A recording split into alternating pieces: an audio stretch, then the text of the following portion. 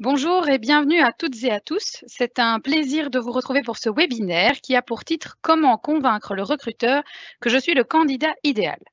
Alors nous allons tout de suite vous en dire un petit peu plus, mais avant ça, nous allons commencer par nous présenter et vous donner quelques petites informations techniques.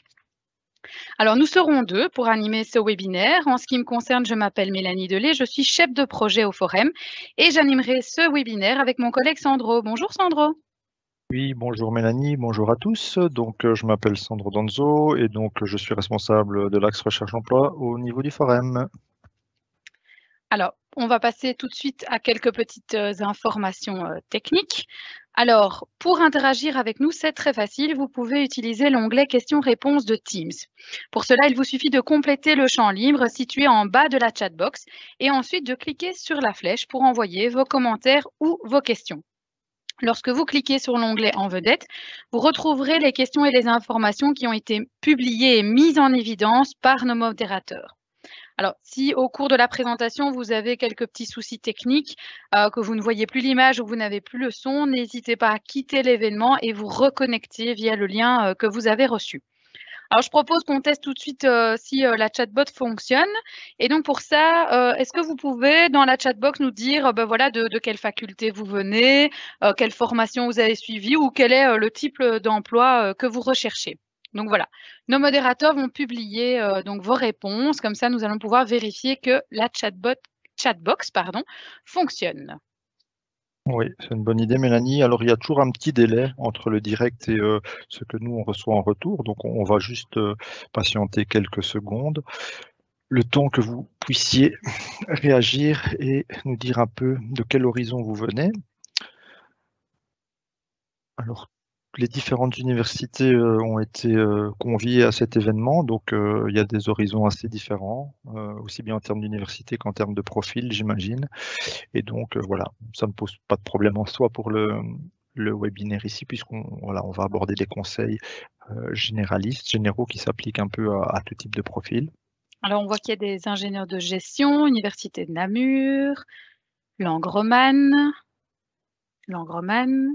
encore faculté des sciences, master en mathématiques. Ouais. On a différents types de profils. Sandro, c'est bien. Ouais, ouais, tout à fait, ça confirme un peu ce qu'on vient de dire. Donc voilà, en tout cas, ça fonctionne. Le chat fonctionne bien, on a bien vos publications et donc on réagira en fonction peut-être des questions et en tout cas notre modératrice répondra aux questions directement et on reprendra peut-être certaines questions qu'on commentera si c'est intéressant de les partager avec l'ensemble des personnes. Alors, sans plus tarder, passons donc au programme de ce webinaire. Et donc, l'objectif, c'est de vous donner quelques clés, quelques conseils très concrets pour vous aider à convaincre le recruteur que vous êtes le candidat qu'il lui faut. Tu peux nous en dire un petit peu plus, Sandro?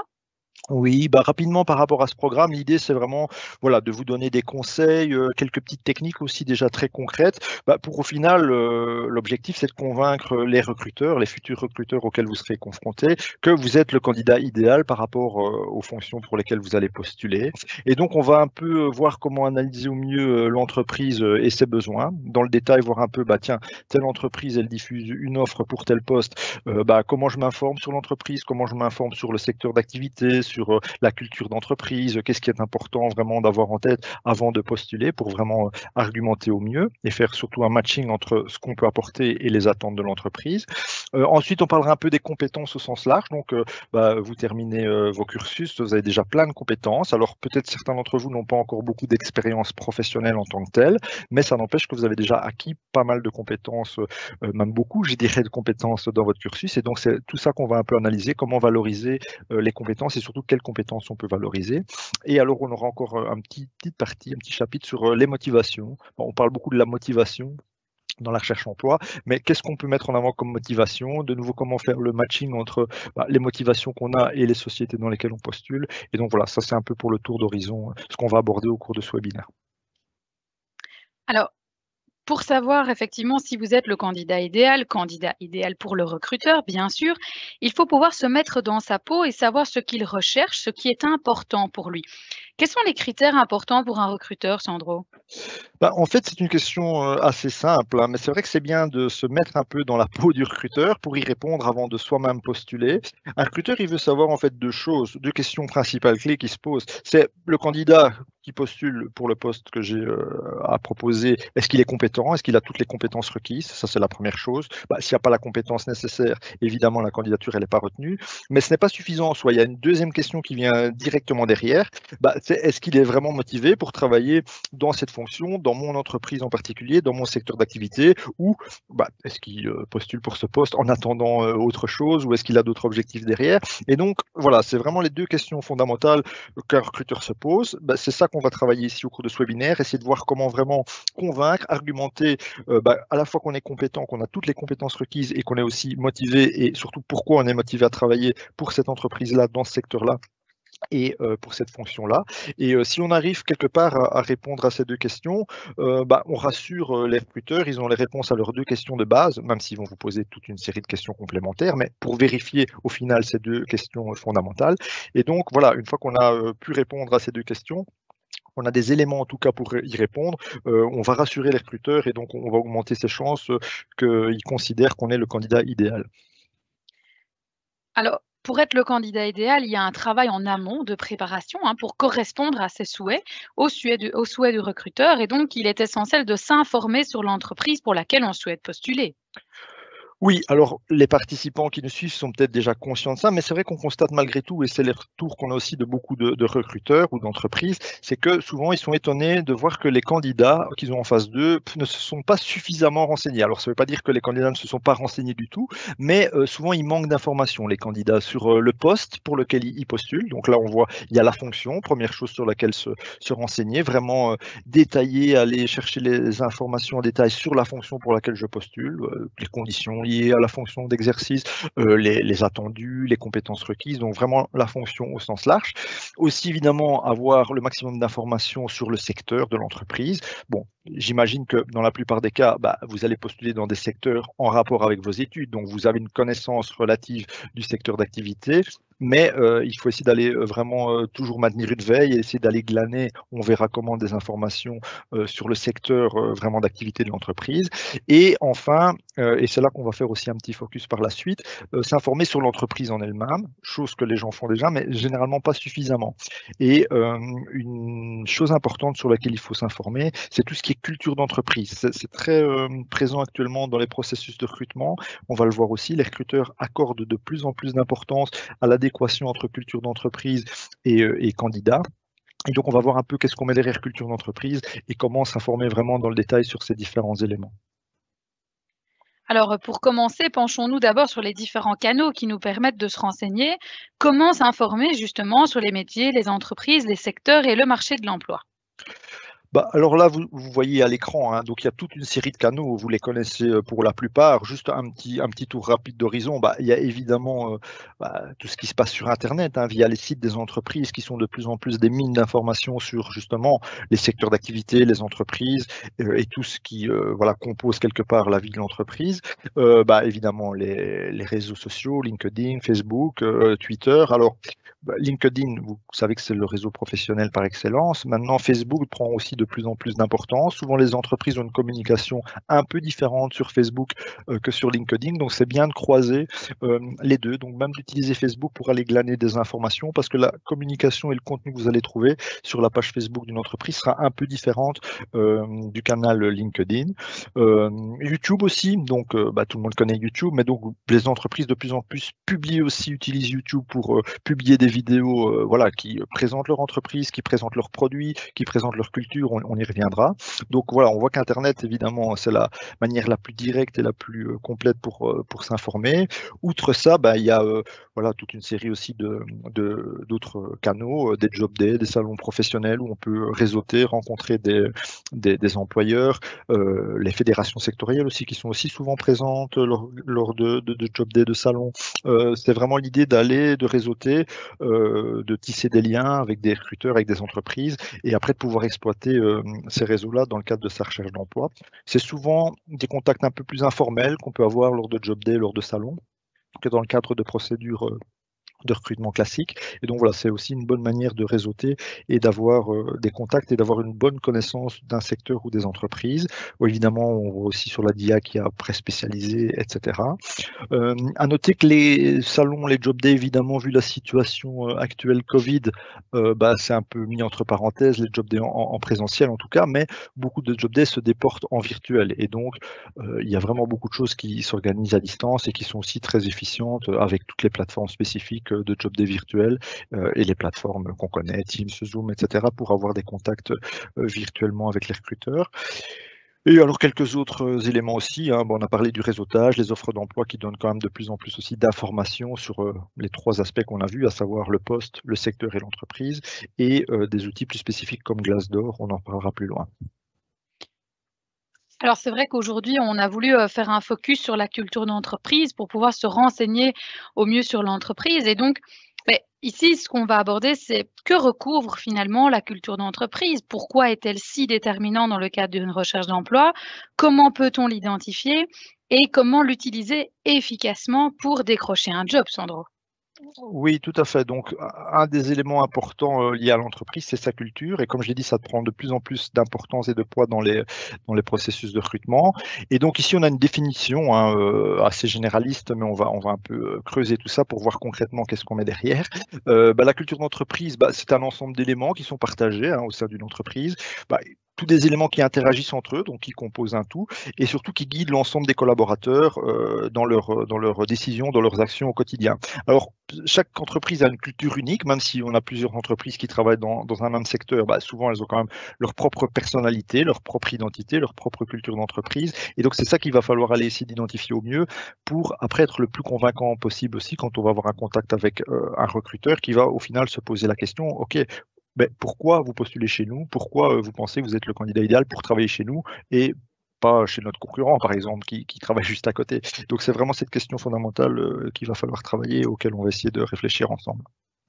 Bon alors, tout ça, ça reste encore très abstrait, hein, Sandro. Alors est-ce qu'on va peut-être voir un petit peu plus en détail finalement, quelles sont les composantes de la culture d'entreprise? Et pour ça, on va vous proposer, un petit WooClap. Donc, notre modératrice va mettre le lien, du WooClap, dans la chatbox, ou alors vous pouvez scanner ici à l'aide de votre téléphone, le QR code et vous allez pouvoir, rejoindre, ce WooClap. Et donc je vous propose donc de répondre à cette question, hein: quelles sont pour vous, les composantes, de la culture d'entreprise? Alors de nouveau, on attend un petit peu que vous vous connectiez. Il y a toujours un petit délai hein, dans Teams. Donc l'idée, Sandro, ici, c'est de mettre, un seul mot à la fois, puisque donc l'idée, c'est qu'on va avoir, voilà, tous les mots, vont apparaître et donc d'avoir, un seul mot. Vous pouvez mettre plusieurs réponses, bien entendu, mais un seul mot, à la fois, ça commence, à arriver, hein. Oui, je crois qu'il y a déjà, on va commenter après, hein, mais on va vous laisser quelques temps pour un peu mettre vos idées sur papier. L'idée, c'est d'avoir la vision la plus large possible, de voir un peu toutes les composantes de la culture d'entreprise. L'objectif, c'est de bien avoir conscience que la culture d'entreprise, on va le voir, elle est multiple. Il y a beaucoup d'éléments qui la composent. Et donc, idéalement, quand on est en recherche d'emploi, il faut se renseigner au mieux sur tous ces éléments. C'est ce qui va vous permettre de bien cerner la culture d'une entreprise et d'amener au regard de ces éléments-là des points forts que vous avez qui peuvent coller, concorder avec ces éléments-là, avec l'environnement de l'entreprise, et aussi voilà, qu'il y ait un matching entre la culture de l'entreprise et vous, ce qui vous motive, ce que vous recherchez dans un emploi. Plus ce matching va être fort, plus le recruteur au final va être convaincu que vous postulez dans sa société en connaissance de cause et qu'il prend peu de risques à vous recruter parce que vous allez coller à la culture. Donc je vois qu'on a déjà quelques réponses, j'attends encore quelques secondes. On voit effectivement que certains mots ressortent, beaucoup plus forts que d'autres, hein, puisque sont cités, plus régulièrement. Oui, donc on voit déjà, Mélanie, on peut déjà commencer un peu à commenter. Donc le mot valeur, effectivement, ça c'est une des principales composantes de la culture d'entreprise. Alors chaque entreprise a ses propres valeurs. D'ailleurs, les entreprises mettent souvent en avant dans leur communication leurs différentes valeurs. C'est pas pour rien. Certaines valeurs comme la diversité, l'excellence, l'éthique, l'innovation, en fonction du type d'entreprise, ce ne sont pas les mêmes valeurs qui vont être mises en évidence et qui sont présentes au sein de l'entreprise. Donc les valeurs, c'est vraiment une grosse composante de la culture d'entreprise. Alors, il y a pas mal d'autres choses qui ressortent. Le management, donc effectivement, le type de management en vigueur dans l'entreprise, c'est quelque chose d'important aussi. Donc, important aussi de se renseigner, de savoir exactement le type de management en vigueur dans l'entreprise dans laquelle on postule, pour de nouveau pouvoir amener des éléments qui vont prouver quelque part qu'on colle à ce mode de management. Il y a des managements plus, entre guillemets, autoritaires, plus délégatifs, plus participatifs, parfois plus paternalistes, et donc c'est important déjà pour vous de savoir, tiens, si je travaille dans telle entreprise, ce sera plutôt tel type de management qui va m'être proposé, et aussi après vous pourrez faire des liens entre voilà, le type de management de l'entreprise et vous, vos attentes, vos motivations, vos besoins. L'environnement de travail, oui, tout Les à fait. conditions de travail, oui, tout à C'est fait. ça, oui, c'est des éléments voilà, qui se recoupent, environnement de travail, conditions de travail. C'est par exemple, quelle est la politique de la société en termes d'heures supplémentaires? Est-ce que c'est à la mode pour le moment, vu la situation? Est-ce que le télétravail, c'est quelque chose qui est vraiment encouragé au sein de l'entreprise ou pas? Au niveau de l'environnement de travail, est-ce qu'on est plutôt sur des plateaux, des open space, des bureaux isolés, etc.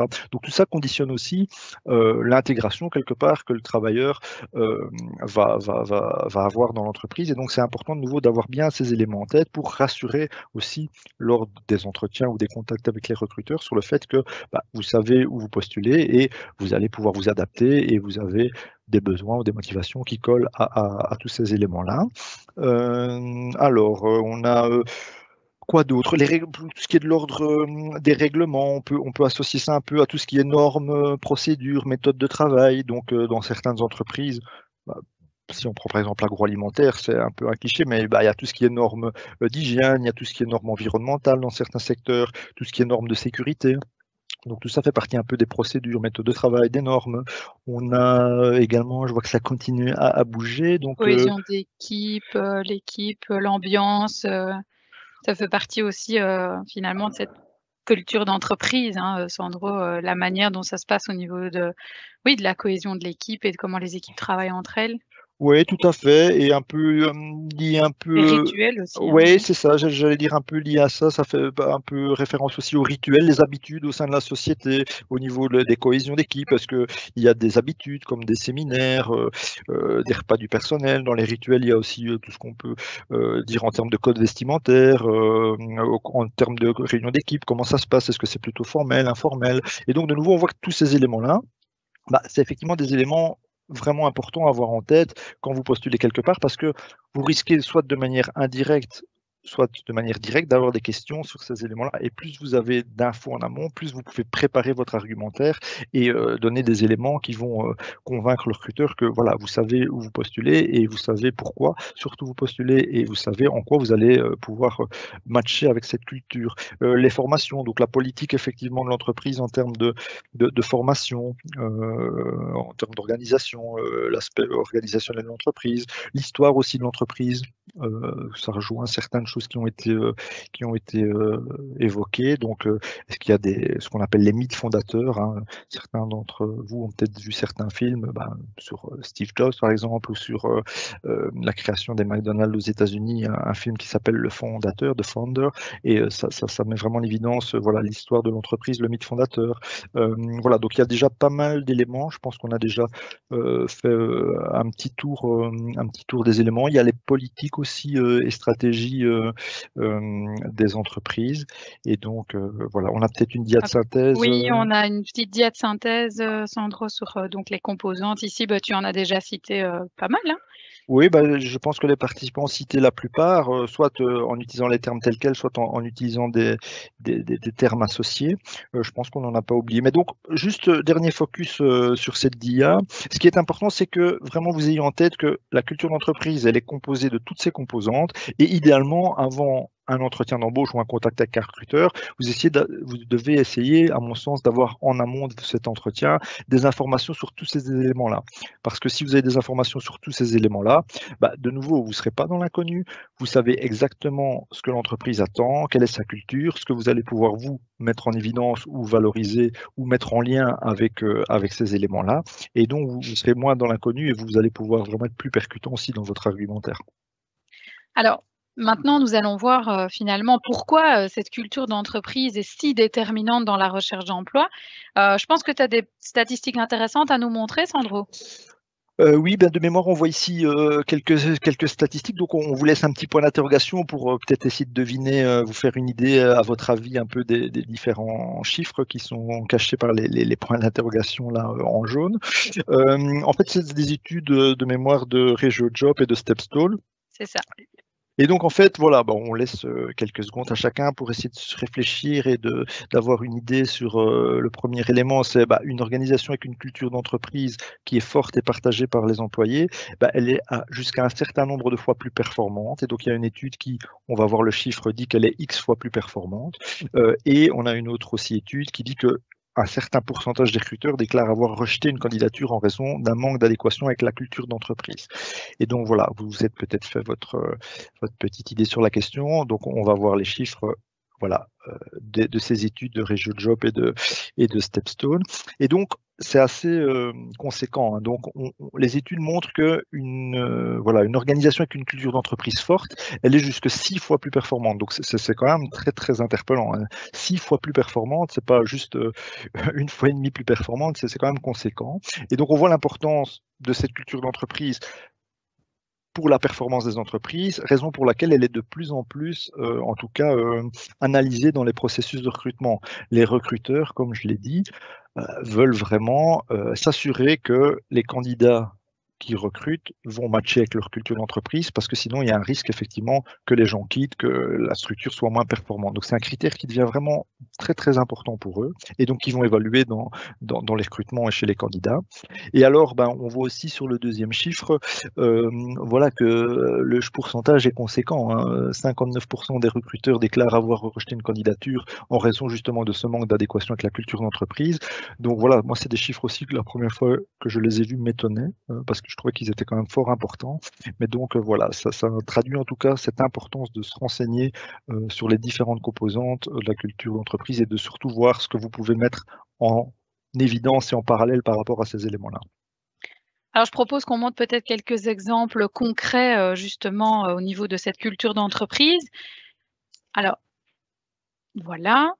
Donc, tout d'abord ici on a UCB, hein, secteur scientifique, Sandro? Oui, comme on le disait, hein, internet, c'est une mine d'informations et donc chaque entreprise a maintenant sur son site de plus en plus d'informations à disposition directement, communique de plus en plus aussi ouvertement et notamment ici on voit sur le site, c'est un print screen du site du CB, on voit clairement qu'ils ont une section qui clairement met en évidence leur culture, leurs valeurs et donc là on voit un peu les différents éléments. Alors c'est surtout pour attirer l'attention sur le fait que voilà, les entreprises, si elles communiquent là-dessus, c'est pas pour rien. Comme on l'a vu avec les statistiques, c'est hyper important pour eux, cette adéquation avec la culture d'entreprise. Et donc, ils veulent communiquer clairement sur leurs valeurs, sur leur culture, pour s'assurer que les candidats qui postulent chez eux partagent cette culture, partagent ces valeurs, et qu'il y a un matching qui se fasse. Donc, il y a voilà, parfois dans certaines entreprises, des millions en termes de communication qui sont dépensés pour communiquer sur ces éléments-là. C'est pas pour rien, c'est pas anodin.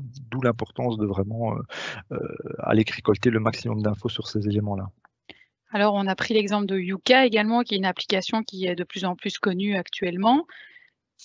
Oui, donc là on voit un peu de nouveau, hein, c'est tiré de leur site internet, il y a voilà, moyen d'aller glaner un peu des informations sur un peu leur stratégie, Leurs leurs engagements. projets, leurs engagements. Voilà, on voit ici par exemple aucune influence des marques, pas de publicité, un financement sain. Donc ça donne déjà un peu le tempo et une orientation. Et on sait que si on postule chez Yuka, c'est des éléments à un moment donné qui seront abordés d'une manière ou d'une autre par le recruteur. Et donc on peut déjà se préparer aussi et voir un peu ce qu'on peut argumenter pour voilà, partager éventuellement ces valeurs et dire en quoi on partage ces valeurs-là ou ces stratégies-là ou ces aspects-là. Alors on a pris l'exemple d'Apple, évidemment, aussi, Ouais. entreprises innovantes. Oui, ben, on parlait tout à l'heure du mythe fondateur. Ben, Apple s'est très marqué avec le mythe fondateur de Steve Jobs et tout ce qui va avec. Et donc, bah ouais, la première chose qui ressort au niveau de la culture d'entreprise, ben, voilà, on le voit, c'est l'aspect vraiment innovation à la pointe de produits vraiment voilà, d'innovation.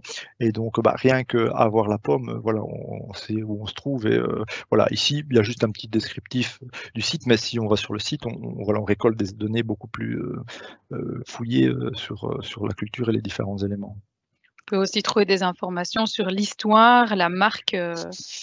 Oui, ben ça c'est aussi très connu, hein, donc rien que voir la canette rouge, tout le monde associe Coca-Cola. Donc comme on l'a dit, un des éléments de la culture, c'est aussi l'histoire de la marque, un peu d'où elle vient, un peu où elle va. Et de nouveau, en récoltant des infos là-dessus, vous allez pouvoir préparer aussi une partie des argumentaires de vos entretiens. Alors peut-être l'exemple aussi sur un site internet d'une plus petite entreprise. Oui, donc Michel Augustin, bah là on voit tout de suite que le ton est un peu différent, c'est plus fun, c'est plus décalé, donc bah de nouveau, faut savoir que quand on met les pieds là, si on veut travailler là, ben, l'ambiance de travail, la culture va être un peu différente, et donc bah voilà, il faut qu'à un moment donné, le recruteur il voit que ça match entre vous et ce type de culture. Alors ici, ce sont des exemples effectivement tirés de sites internet, mais comme on l'a dit tout à l'heure, on peut aussi retrouver de l'info sur YouTube. Oui, bah, ici IKEA, hein, c'est bien connu aussi, mais donc la plupart des sociétés maintenant diffusent de plus en plus de vidéos sur leur page YouTube en rapport justement avec, voilà, avec leur culture, avec leur stratégie, avec leurs valeurs, etc. Et donc c'est une grosse source d'information aussi. On a pris aussi l'exemple de Takeda, hein, qui parle un peu de son histoire également sur YouTube. Oui, là je pense qu'on voit la page YouTube de Takeda et donc on voit une vidéo qui parle effectivement, comme tu dis, de l'histoire de Takeda. Et donc, tous des éléments, évidemment, des éléments importants à avoir en tête avant d'aller passer un entretien chez eux parce que vous risquez d'avoir des questions à un moment donné sur cet historique justement de la société. Et même si vous n'avez pas de questions directement de la part du recruteur là-dessus, en ayant ces informations-là, vous pourrez vous orienter vos réponses. Si vous savez que voilà, ils ont évolué de telle manière au cours du temps, qu'ils projettent tel et tel développement, vous pourrez vous-même amener certains éléments pour orienter vos réponses dans le sens un peu de ce que l'entreprise souhaite faire en tant que développement ou d'où elle vient en termes d'historique. Ça, et puis comme on le disait, il y a Facebook également, hein, où les entreprises partagent leurs valeurs, leurs engagements. Oui, tout à fait. Ben là, on voit Total, hein, des engagements par rapport, voilà, à Au la niveau réduction, écologique. ouais, la réduction de plastique, etc. On Ça a parle de l'exemple soi-même. d'Amazon aussi qui parle d'environnement. Ouais, donc et là, de nouveau, on est sur Facebook. Il y a quelques années encore, les entreprises communiquaient beaucoup plus par LinkedIn, en tout cas professionnellement parlant. Maintenant, on se rend compte que petites ou grandes entreprises, elles ont quasi toutes leurs pages Facebook et qu'elles communiquent aussi des infos et qui sont, comme je l'ai dit, un peu différentes peut-être de ce que on trouve sur LinkedIn. Donc, c'est bien de croiser les deux canaux en fait pour aller récolter vraiment le maximum d'infos. En plus, en vous abonnant aux réseaux sociaux de l'entreprise, des entreprises qui vous intéressent, bah, vous serez tenu informé, vous aurez une veille par rapport à tout ce qui se passe et voilà, vous risquez pas trop de louper d'informations importantes concernant les développements d'une entreprise. Donc, c'est quelque chose qui est important de faire, quoi. Alors, ici, Sandro, on voit toutes des belles valeurs, des beaux messages mis en avant par, les entreprises sur les différents réseaux. Mais finalement, comment savoir si ces entreprises communiquent toujours de façon authentique? Alors effectivement, ça c'est un grand débat. On peut parfois douter de l'authenticité de la communication de certaines entreprises. Ce qu'il faut quand même dire, c'est qu'on voit quand même au cours de ces dernières années que avec l'avènement des réseaux sociaux, voilà, la place omniprésente qu'a pris Internet, les entreprises ont quand même constaté qu'elles n'avaient pas trop intérêt à communiquer sur un point et à faire le contraire parce qu'ils étaient vite rattrapés par la situation, hein. Ça ressortait vraiment à un moment ou l'autre. Si une entreprise dit nous on fait blanc et puis qu'après derrière on constate que l'entreprise fait noir, souvent ça ressortait et ça ressort sur les réseaux sociaux ou sur Internet. Et donc elles sont quand même de plus en plus dans une optique de cohérence entre le discours qu'elles affichent et leurs vraies valeurs. Donc c'est plutôt ça rassurant, même si tout n'est sans doute pas parfait, mais la qualité de l'information qu'on va trouver sur les pages Facebook des entreprises, sur leur site, est quand même de plus en plus cohérente avec la réalité en fait. Et enfin, tu as affiché là le site Glassdoor, un outil qui permet justement d'avoir des avis, je mets des guillemets, plus objectif sur une entreprise, c'est Glassdoor, que certains d'entre vous connaissent peut-être. Et donc, mais rapidement, Glassdoor, c'est une sorte du TripAdvisor de l'entreprise. Et c'est un outil qui permet d'avoir l'avis des travailleurs ou des gens qui ont travaillé dans une entreprise et qui donnent leur avis sur l'entreprise, sur ses valeurs, sur le type de management, sur les points positifs à travailler dans cette entreprise ou les points négatifs. Et donc, c'est pour ça que je dis c'est entre guillemets un peu plus objectif. Ça vient des travailleurs eux-mêmes, même si c'est probablement pas totalement objectif, mais ce qui est important, c'est de croiser les infos que vous allez pouvoir retrouver sur la communication officielle des entreprises et un peu les avis des travailleurs ou des anciens travailleurs et de recouper les deux. Si ça va dans le même sens, c'est plutôt bon signe. S'il y a des divergences, par contre, il faut peut-être être prudent et peut-être creuser d'une manière ou d'une autre lors de votre recherche d'infos. Ça, on verra peut-être un peu plus tard comment aussi. Alors, il est clair que c'est mieux d'avoir donc récolté des informations avant un entretien pour pouvoir le préparer. On peut peut-être donner des exemples de questions justement qu'ils peuvent se poser pour préparer cet entretien.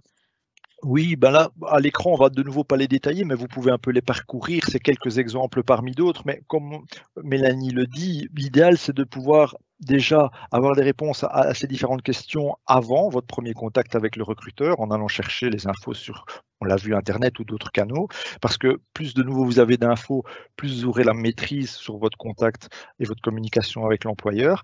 Maintenant, c'est pas toujours possible de récolter toutes les infos en amont, et donc c'est des questions aussi que voilà, il est possible de poser aux employeurs lorsque vous allez à des job days, lorsque vous réseautez, parfois sur LinkedIn directement, et donc ça fera preuve en plus de votre intérêt par rapport à la société. Donc voilà, c'est plutôt aussi positif. Les recruteurs d'expérience, quand ils voient des gens qui se renseignent, qui posent des questions sur la culture d'entreprise, sur les spécificités de l'entreprise, ils ont plutôt un a priori positif parce que ça montre que vous vous intéressez vraiment à leur entreprise, à ce qu'ils font, et que vous avez une démarche réfléchie. Et pas que vous vous dites juste là je postulerai bien parce que voilà, ça a l'air sympa, mais que la réflexion ne va pas plus loin. Donc voilà, il y a quelques questions que vous avez un peu eu le temps de parcourir, mais c'est quelques questions parmi plein d'autres. Mais c'est un peu la démarche à avoir, se poser toutes ces questions-là pour pouvoir argumenter après.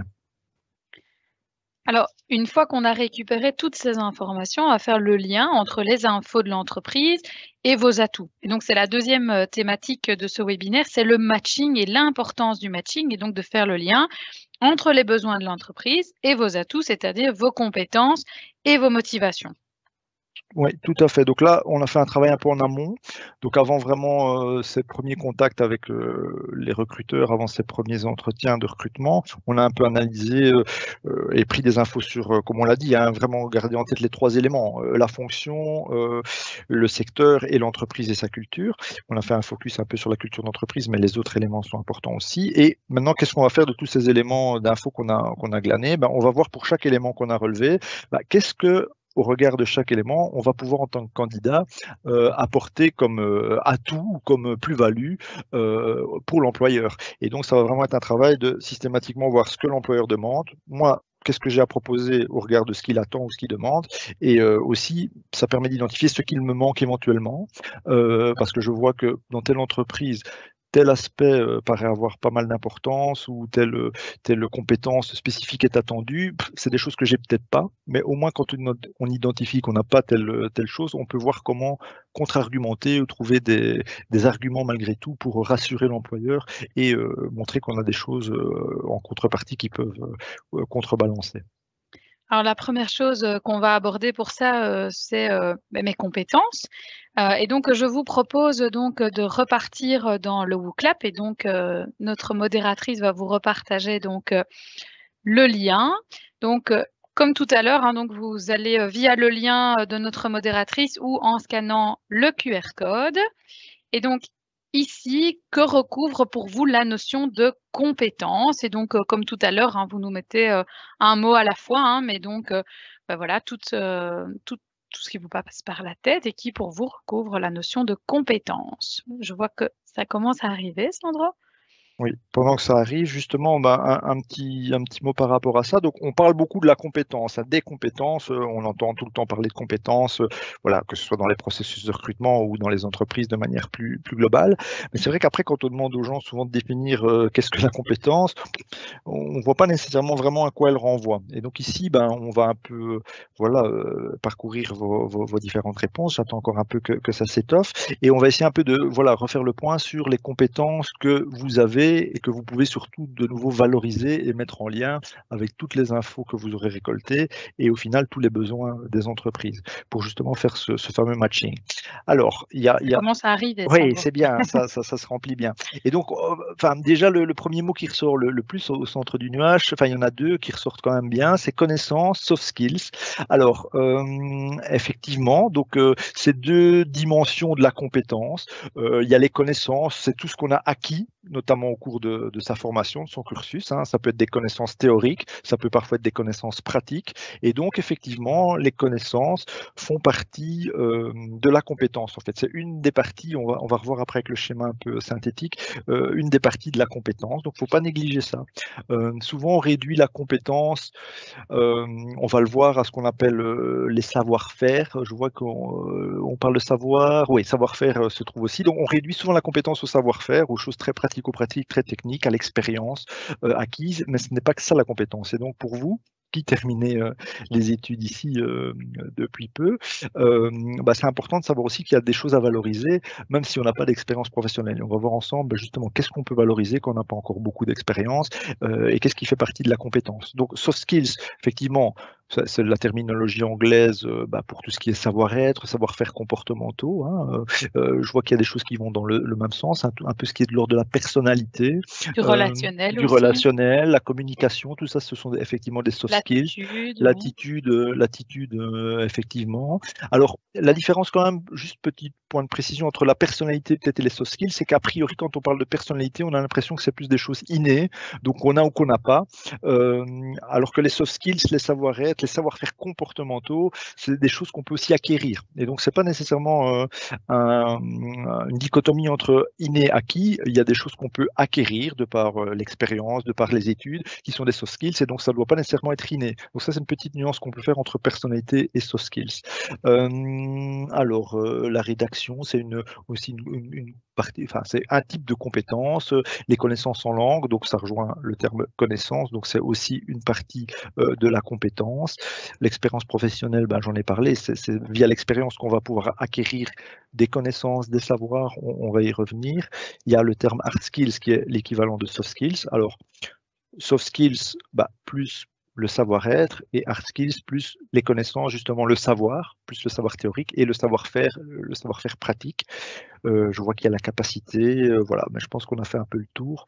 On va revenir sur Ouais, la mais c'est diasynthèse, Sandro. ouais, mais c'est déjà intéressant parce que le nuage de mots, voilà, montre que, enfin, en tout cas, le nuage donne une image bien claire, justement, des différentes, comment dire, des Composante différentes de la compétence. composantes, ouais, de la compétence que vous allez pouvoir valoriser en tant que candidat et en tant que jeune diplômé.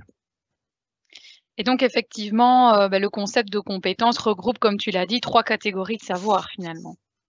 Oui, donc voilà, on vient de faire un peu le tour, hein, mais donc la compétence, c'est ça, c'est ce qu'il faut se dire, c'est vraiment une combinaison de ces 3 types de savoirs. Alors c'est intéressant, notamment quand on est jeune diplômé et qu'on n'a pas nécessairement 10 ans d'expérience professionnelle, parce que vous allez voir en analysant un peu ceci que vous avez déjà plein de compétences en fait et que vous avez acquis pendant votre formation, votre cursus, plein de connaissances, puisqu'il y a plein de savoirs théoriques, voire des savoirs pratiques que vous avez acquis via des TP, via des travaux pratiques ou des travaux de groupe ou autres, via des rapports à remettre, etc.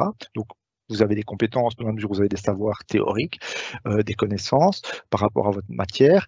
Des savoir-faire, on associe souvent au fait qu'on acquiert des savoir-faire de par l'expérience, mais on peut aussi acquérir des savoir-faire de par les études, la formation, des expériences non professionnelles parfois, de par des travaux qu'on fait sur telle ou telle thématique, de par des stages aussi qu'on fait. Stage est quasi équivalent d'une expérience professionnelle puisqu'on a l'occasion d'exercer pratiquement les choses et donc on acquiert aussi des savoir-faire.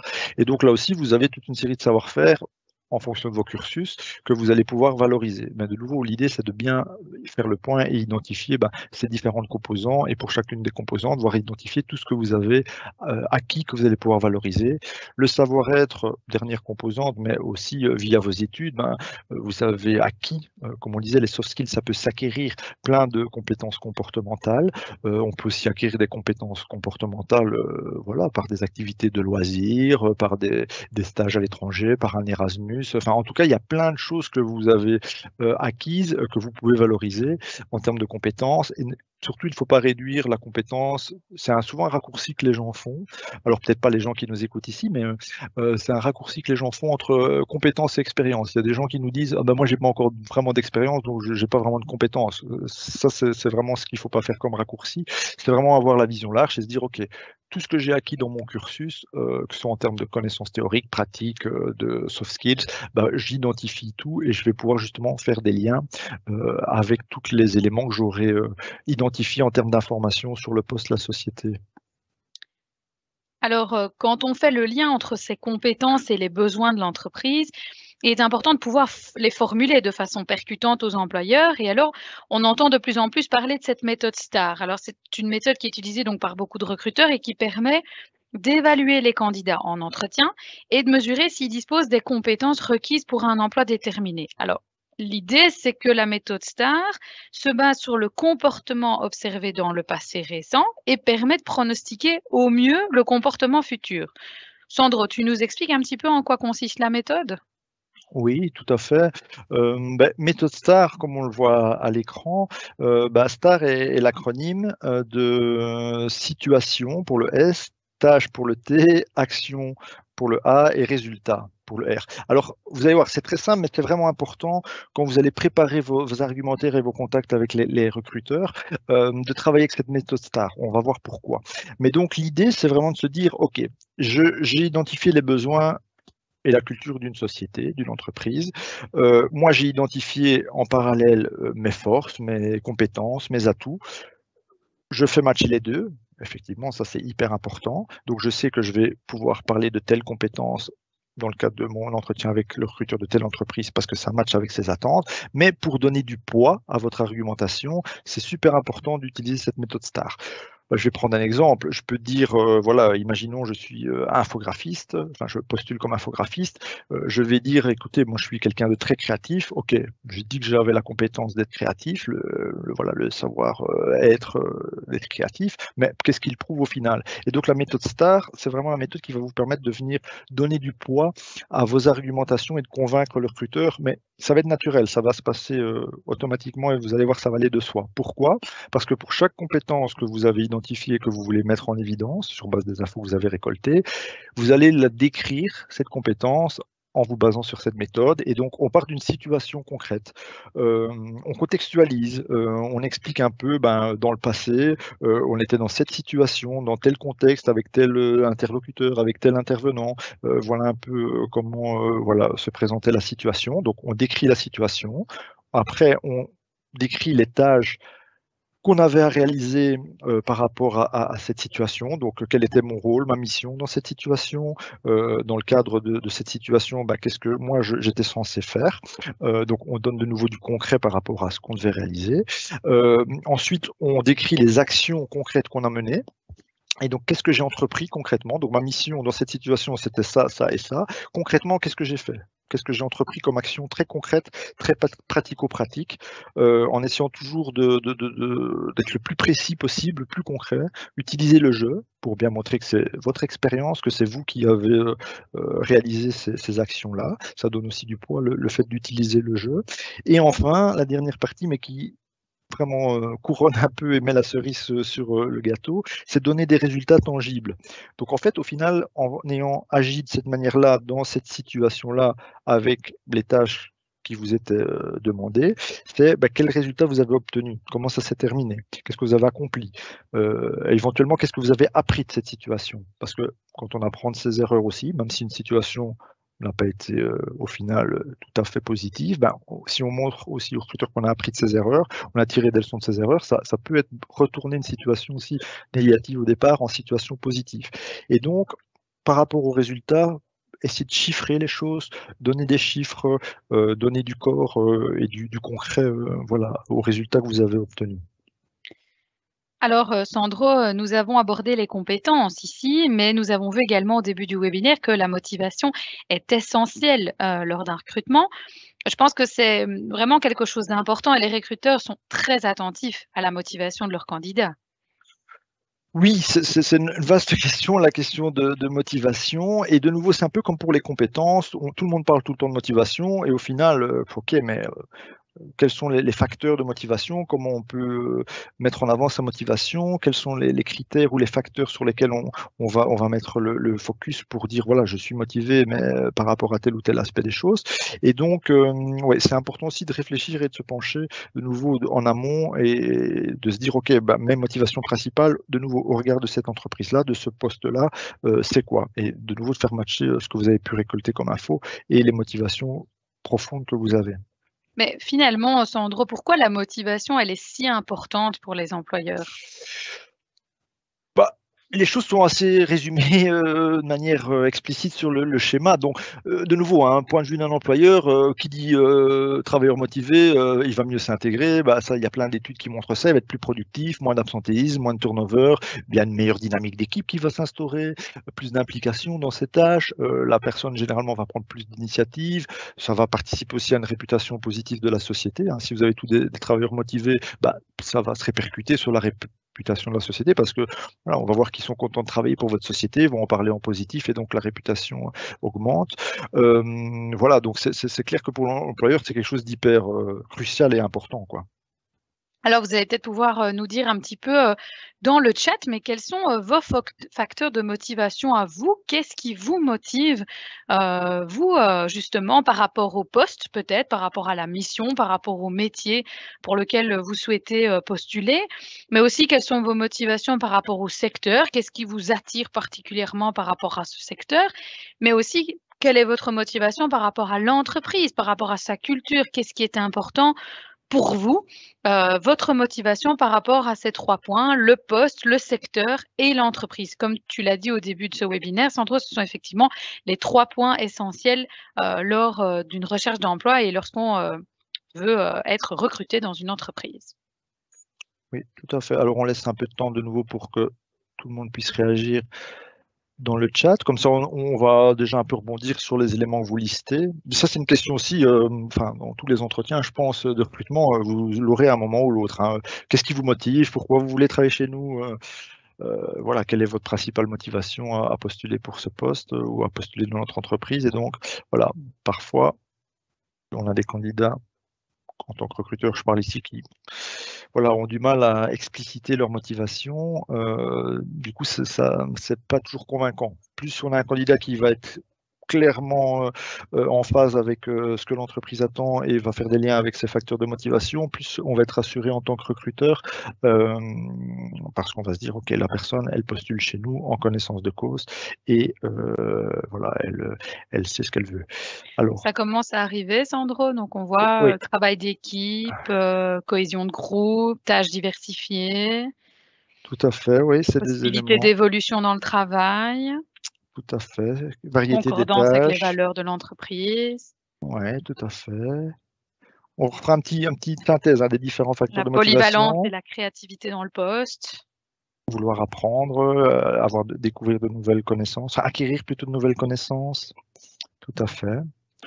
Il y a Alors déjà pas il y a déjà pas mal de choses. On peut peut-être passer, enfin montrer la synthèse des principaux facteurs? oui, parce que ça regroupe un peu des choses que vous avez listées et donc on peut passer à, voilà, une sorte de petite synthèse des principaux facteurs de motivation. C'est pas les seuls, hein, mais voilà, l'idée, c'est déjà aussi que vous réfléchissiez par rapport à ces différents facteurs et au final, bah, voilà, je vais postuler dans telle entreprise, mais quels sont mes facteurs de motivation que je vais mettre en évidence? En quoi je peux faire des liens avec peut-être de nouveau l'entreprise, sa culture? Et donc, on voit qu'il y a un premier bloc, là, plus lié au contenu du travail. Bah, ce qui me motive, c'est d'avoir un travail, par exemple, comme on le voit là, créatif ou avec une utilité sociale, par exemple, derrière, une variété dans le travail ou un travail concret où vraiment, voilà, je peux toucher presque les résultats de mon travail. On travaille sur du concret concret, il y a un résultat visible. Et donc, voilà, ça, c'est plus des éléments liés au contenu du travail.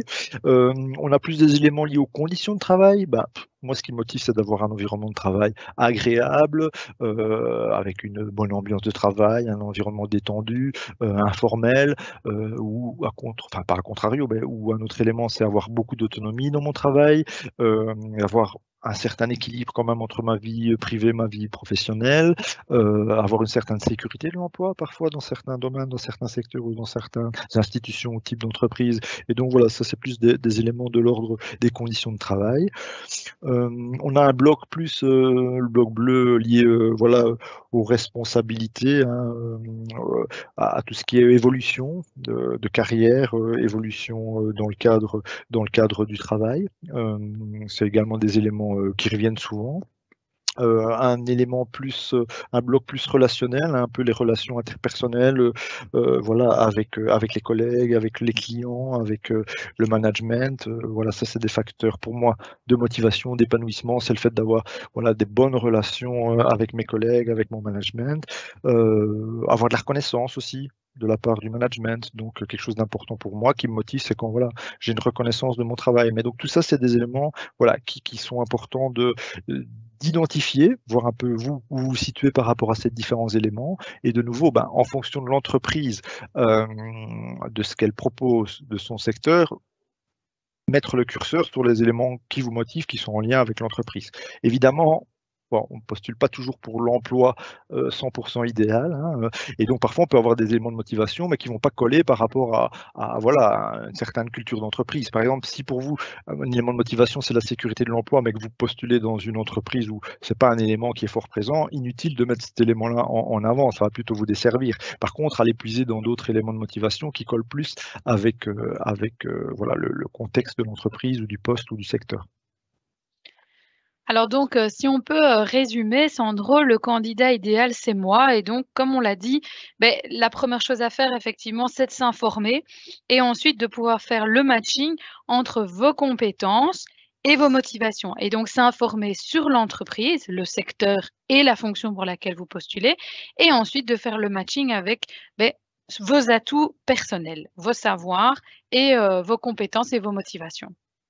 Oui, tout à fait. Et donc, ben, quelque part, c'est presque la conclusion de ce webinaire. Le titre, c'était le candidat idéal, démontrer que je suis le candidat idéal. Ben, le candidat idéal, comment le démontrer qu'on est le candidat idéal?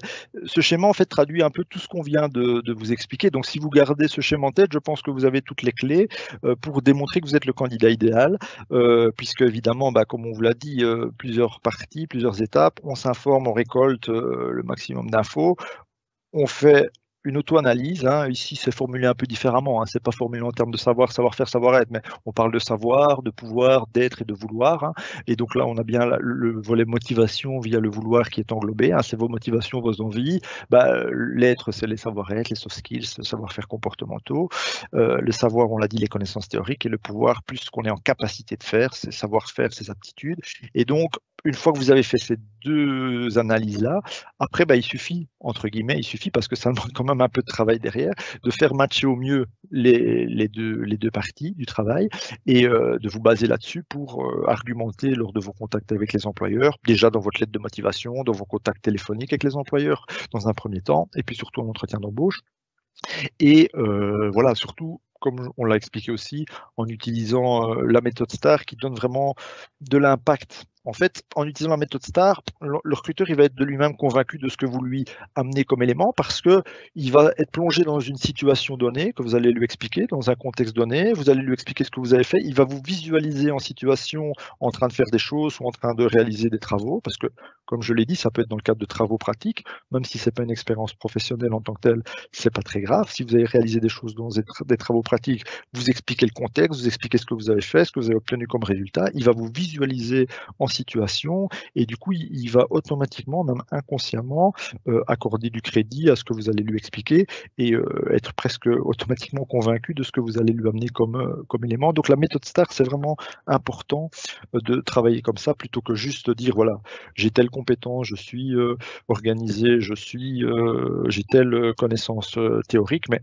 si on ne la contextualise pas, n'importe qui peut le dire à la limite, mais le recruteur, il va toujours avoir un doute. Tandis qu'en étant en situation, en vous visualisant, le travail va se faire automatiquement. Vous allez lui faciliter quelque part la tâche et il n'aura plus qu'à se dire, OK, ben, ce candidat-là, d'après ce qu'il me dit, il colle très bien au poste, au domaine dans lequel on travaille et à notre entreprise, puisqu'ils partagent un peu les mêmes valeurs ou les mêmes éléments de culture d'entreprise.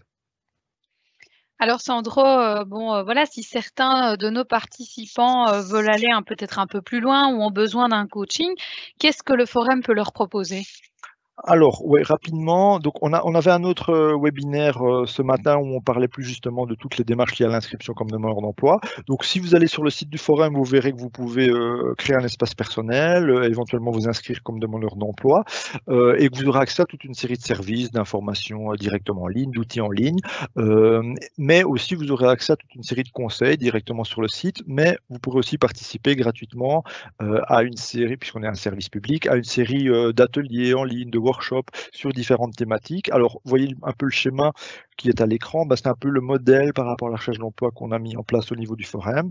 Ça traduit un peu l'idée qu'une recherche d'emploi, c'est pas juste faire un CV et l'envoyer tout azimut, qu'il y a plein d'étapes à travailler. On a parlé de la première étape qui représentait en jaune l'importance de s'informer, la deuxième étape, l'importance de définir son profil, ses forces, ses faiblesses, pour bien avoir ça en tête et se fixer des objectifs clairs, etc.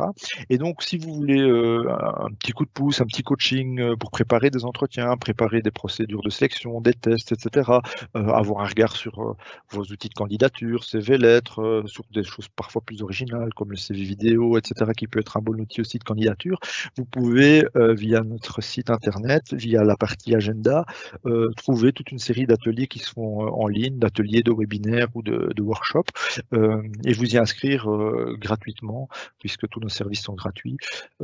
Et donc voilà, n'hésitez pas, ça peut être un petit coup de pouce quand on commence après les études, une recherche d'emploi. C'est bien toujours d'avoir un petit coaching, un petit regard extérieur voilà, par rapport à ces démarches. Alors, on arrive tout doucement à la fin de ce webinaire. Je pense qu'au niveau des questions, notre modératrice a répondu aux questions qui se présentaient dans le fil d'actualité. Donc voilà, Sandro, je pense qu'il n'y en a pas d'autres. Je propose qu'on clôture en donnant peut-être les différents points de contact en fait du forum et les différentes manières de pouvoir nous joindre finalement. Oui, en résumé, effectivement, il y a le site leforum.be, il y a un site plus spécifique, jeune.leforum.be, mais qui est vraiment jumelé au site leforum.be. Il y a plein de points de contact en Wallonie, plus de 80 points de contact. Bon, évidemment, avec la situation pour le moment sanitaire, c'est un peu plus compliqué, le présentiel, mais il y a toutes les activités qui ont été transposées à distance en ligne. Il y a un numéro gratuit, un 0800, et surtout, les différents réseaux sociaux, on en a parlé, mais ça peut être intéressant, on voit Facebook, on voit YouTube, de vous abonner quelque part ou de suivre notre page Facebook ou de s'abonner à notre page YouTube, parce qu'on diffuse des infos quand il y a des job days, des actions, des salons de l'emploi dans différents secteurs. Si vous êtes abonné, vous allez avoir toutes ces infos-là et vous serez tenu un peu à jour de tout ce qui peut se passer. Alors, tous secteurs confondus, parce que vraiment, voilà, on travaille par rapport à tous les secteurs. Je pense, par exemple, des job days ici qu'on a évoqué encore récemment. Il y a un job day Biopharma Essentia, il y a le job IT Day, il y a le job day dans le cadre de la construction. Donc, en fait, tous les secteurs ont leurs propres activités. Et donc, ça, vous aurez ces infos-là en suivant nos pages réseaux sociaux. Eh bien voilà, nous arrivons au terme de ce webinaire. Il ne me reste plus qu'à te remercier, Sandro, remercier nos modérateurs et vous souhaiter à tous une bonne chance pour votre recherche d'emploi et une très belle fin de journée. Merci Mélanie et bonne continuation et bonne chance à tous et à toutes. À bientôt.